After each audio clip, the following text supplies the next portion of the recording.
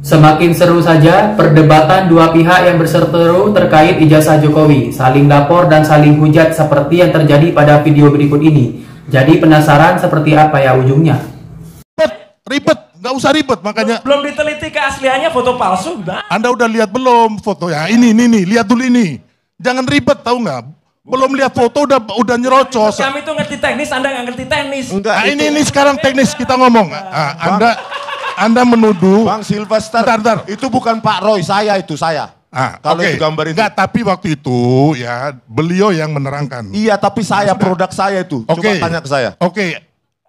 Dumatno ini lahir tahun berapa? Nah, ini salah. Bukan lahir tahun 77, kemudian fotonya tahun 85, salah. Gitu aja nggak ngerti Anda, gimana sih? Enggak, ini dipalsukan tahun berapa? Loh, sekarang ini ya kan foto ini Anda bilang tahun 85, gimana sih? tahun berapa? Makanya saya kan dari kemarin nanya. Tahun berapa dipalsukan Anda nggak pernah bisa jawab sampai hari ini. Ini dibuktikan di pengadilan. Saya katakan di pengadilan. Jadi nggak cuma dia aja yang bisa bilang kalau nanti dibuktikan pengadilan. Saya katakan di pengadilan. Jadi ya Bapak Ibu semua ya, Pak Jokowi itu lahir tahun 61. Dumatno ini lahir tahun 77. Juli 77. Ya, oke ya. Makanya Anda masih meyakini bahwa hari ini foto yang kacamata itu adalah foto Dumatno? Iya, dan ini bukan tahun 85 dibuatnya. Bukan, saya tanya dulu. Itu produk saya, makanya saya harus jawab. Ya, pencocokan citra, dua buah citra itu bukan meyakini, Pak, Bang. Ilmiah ya. Itu pencocokan dan hasilnya kan persentase. Artinya apa? Secara matematik menggunakan FaceNet dan lainnya, setelah dilakukan pre-processing dengan sejumlah teknik image processing, maka didapatkan si ini persentasenya dengan si ini sekian persen. Si ini dengan si itu sekian persen. Ya jangan salahkan kalau itu memang hasilnya lebih cocok.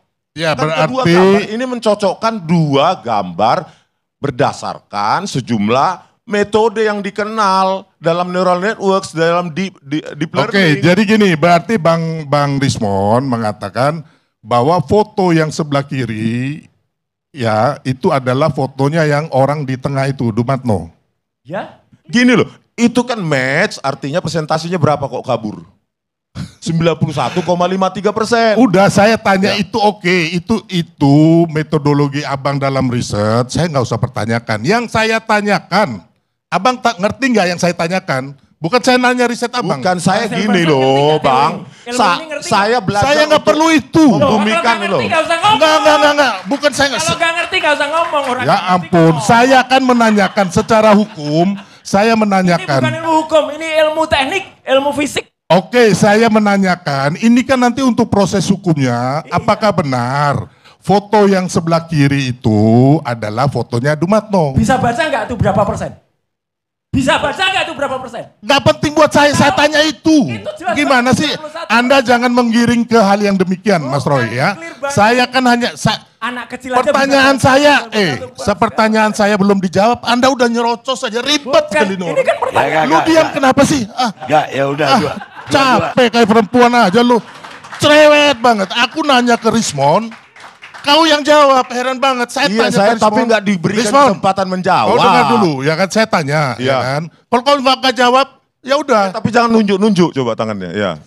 Oke, bos. Ya, oke, bos. Saya bawa ijazah asli yang diselidiki, ya. Ijazah Pak Jokowi asli yang diselidiki loh.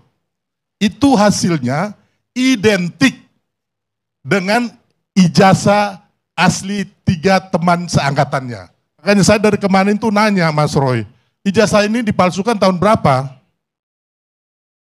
Jangan nyengir-nyengir aja Mas Roy, tahun berapa? Ada, nanti saya jawab. Kapan? Dari kemarin saya tanya belum bisa dijawab.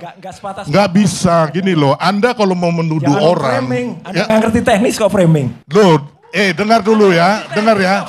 Anda itu enggak, Anda bukan pihak resmi, ya. Nanti saya teruskan dulu baru Anda jawab. Salah dong. Jadi gini, Anda bukan ini masalahnya tuduhan dan menyerang kepada pribadi orang mengenai ijazah palsunya. Anda bukan melakukan penelitian yang lain gitu loh. Enggak potong ya, dengar dulu. Salah. Enggak. Abang jangan dulu potong. Saya ngomong. Abang tadi ngomong, saya enggak potong. Forensik, enggak, diam dulu. Abang diam.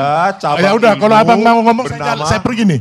Fake dokumen, Ya udah. Silakan kalau mau pergi. analisis. Enggak, jangan potong orang bicara dong. Kan abang nggak paham. Enggak, sekarang begini Saya kasih ya, paham. dengar dulu.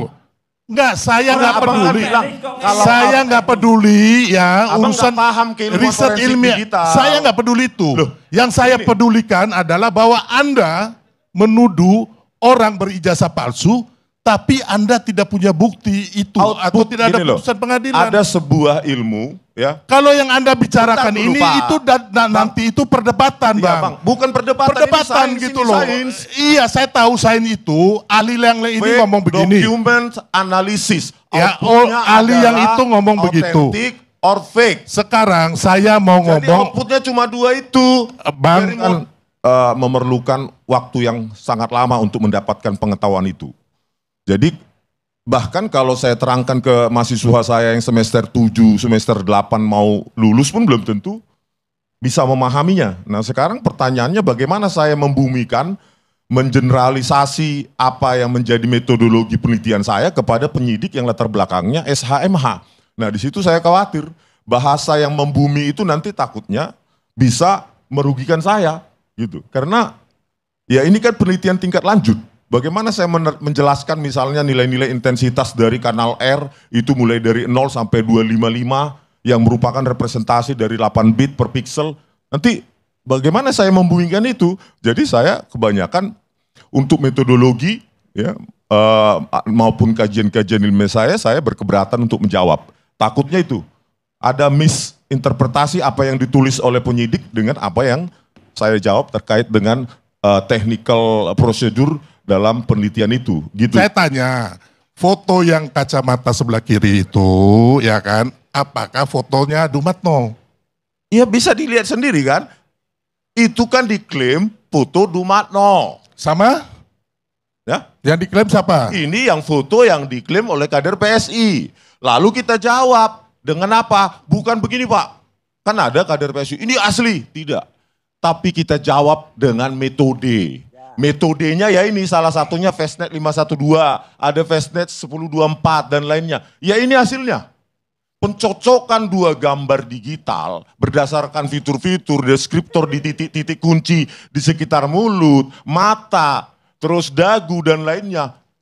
Terus apa yang Ya, salah? oke Bang Rismon ya kan, tadi kan skornya sampai 91,5% ya kan, pakai face recognition kayak apa kayak ya kan, itu terserah Abang. Aku menghargai lah pokoknya ya, walaupun saya bilang saya merasa ini 0 gitu loh. Yang saya Ya, tanyakan. abang juga statementnya 0 sama. Enggak, yang saya tanyakan itu kan, foto ini identiknya, gitu aja. Loh, bukan identik, ini kecocokan dalam cocoknya persentase. gitu aja. Dalam persentase matematik Bang. Oke. Solmed laporkan balik Roy Suryo terkait dugaan ijazah palsu Jokowi. Relawan pendukung Jokowi dan pasangan Prabowo Gibran yang tergabung dalam Solidaritas Merah Putih mendatangi Polres Metro Jakarta Selatan pada hari Rabu untuk memberikan klarifikasi atas laporan Peradi Bersatu terkait dugaan ijazah palsu Presiden Joko Widodo. Ketua Umum Solmed Sylvester Matutina menyebut kedatangan adalah tindak lanjut dari laporan terhadap Roy Suryo dan kawan-kawan yang dinilai menyebarkan tuduhan tidak berdasar terhadap Jokowi. Selain memberikan klarifikasi, Sylvester juga menyerahkan sejumlah bukti pendukung kepada penyidik. Ia menyoroti adanya 26 tangkapan layar dari video siaran televisi yang dilaporkan oleh pihak pelapor. Menurut Sylvester, dalam acara tersebut, Roy Suryo tidak mampu menunjukkan bukti kuat seperti kapan dan oleh siapa saja ijazah tersebut dipalsukan. Tuduhan tersebut katanya tidak hanya berdasar tetapi juga berpotensi membunuh karakter Jokowi sebagai kepala negara. Sylvester tiba di Polres Metro Jakarta Selatan sekitar pukul 1 siang hari, didampingi oleh pelapor dari Paradi Bersatu, Ade Darmawan yang juga menjabat sebagai sekjen. Sebelumnya Roy Suryo dan sejumlah pihak dilaporkan oleh para advokat dari Advokat Publik Defender yang tergabung dalam Paradi Bersatu. Mereka menilai Roy telah melakukan hasutan dengan menuduh ijazah Jokowi palsu, dan laporan tersebut resmi disampaikan pada hari Selasa.